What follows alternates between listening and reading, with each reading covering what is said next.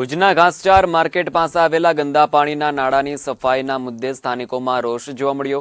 સ્થાનિક આગેવાનોએ ગંદા પાણીમાં ઉતરી અનોખો વિરોધ નોંધાવી તાત્કાલિક સફાઈની માંગ કરી હતી। સ્થાનિકોના જણાવ્યા મુજબ વર્ષોથી નાળાની સમસ્યાના કારણે પશુઓ, વેપારીઓ, ભક્તો અને પ્રવાસીઓ મુશ્કેલીનો સામનો કરી રહ્યા છે।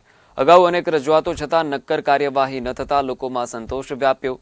બીજી તરફ પાલિકાના પ્રમુખે જણાવ્યું કે અગાઉ નાળાની સફાઈ કરવામાં આવી હતી, પરંતુ તાજેતરના વરસાદ બાદ ફરી ગંદકી ફેલાઈ છે। તેમણે ટૂંક સમયમાં ફરી સફાઈ કામગીરી હાથ ધરવાની ખાતરી આપી। આ સમસ્યાને આમ હું કહું તો માનવ સર્જિત સમસ્યા છે, કારણ કે જે પ્રી મોન્સૂન કામગીરી થતી હતી એ કામગીરીમાં બેદરકારી કરવામાં આવી છે જવાબદાર કર્મચારીઓ, અધિકારીઓ કે સુપરવાઇઝરો દ્વારા। પરિણામે આ પરિસ્થિતિનું નિર્માણ થયું છે। છેલ્લા ઘણા સમયથી આ જગ્યા જે સમસ્યાનું એપી સેન્ટર બની રહ્યું છે।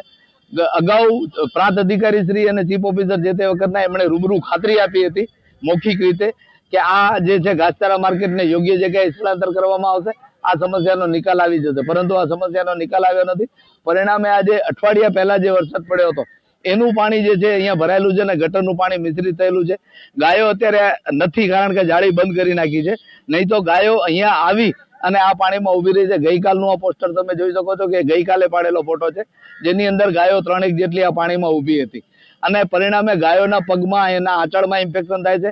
આજુબાજુ રહેનારા લોકો કે વેપાર કરનારા લોકોને સારે સ્વાસ્થ્ય ઉપર અસર થાય છે અને આજુબાજુ હનુમાન મંદિર આવેલું છે, હનુમાન મંદિરમાં આવતા દર્શનાર્થીઓને પણ આની અસર થાય છે।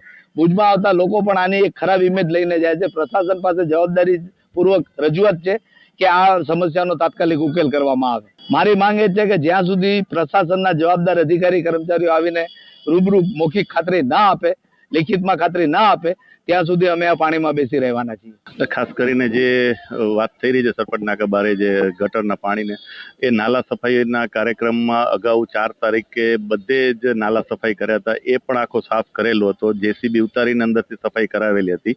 તે દરમિયાન સફાઈ દરમિયાન બાદ હમણાં જે વરસાદ પડ્યો એમાં થોડો ઘણો કચરો જમા થયો છે, એને 1-2 દિવસ જ થયા છે। આજ તો અત્યારે કેવું છે કે ભાઈ એક બનાવવા માટેનું જે કરી રહ્યા છે, બાકી સફાઈ થયેલી હતી અને અમે સફાઈ જનરલી અત્યારે વરસાદની સિઝનમાં જ્યાં જ્યાં નાલા ભરાય છે પાછા એ સફાઈનો કાર્યક્રમ ચાલુ જ છે। 4 તારીખે આખો નાલો સંપૂર્ણ રીતે તે વોર્ડના નગરસેવકો સાથે રહી અને સફાઈ કરાવેલી હતી નાલા સફાઈ દરમિયાન। અને અત્યારે જે અમને કાલે જ જાણ થઈ કે આમાં પાછો કાદવ ભરાઈ ગયો છે, તો અમે 1-2 દિવસની અંદર અમારે પણ સફાઈ કરાવવાની ગણતરી છે જ એ વસ્તુની। અને જે રૂટિન પ્રમાણે નાલા સફાઈનો જે કાર્યક્રમ છે એ વરસાદ પડ્યા પછી પણ ચાલુ જ રહેવાનો છે, વરસાદની સિઝનમાં ચાલુ રહેવાનો છે। એ જ અમારી તૈયારી છે અને નાલા સફાઈના ભાગરૂપે દરેક નાલા, એક નાલો નહીં, કોઈ પણ નાલામાં વરસાદ પડ્યા બાદ પણ કચરો થશે તો એ સફાઈ કરવાનું પણ કામગીરી ચાલુ રહેશે।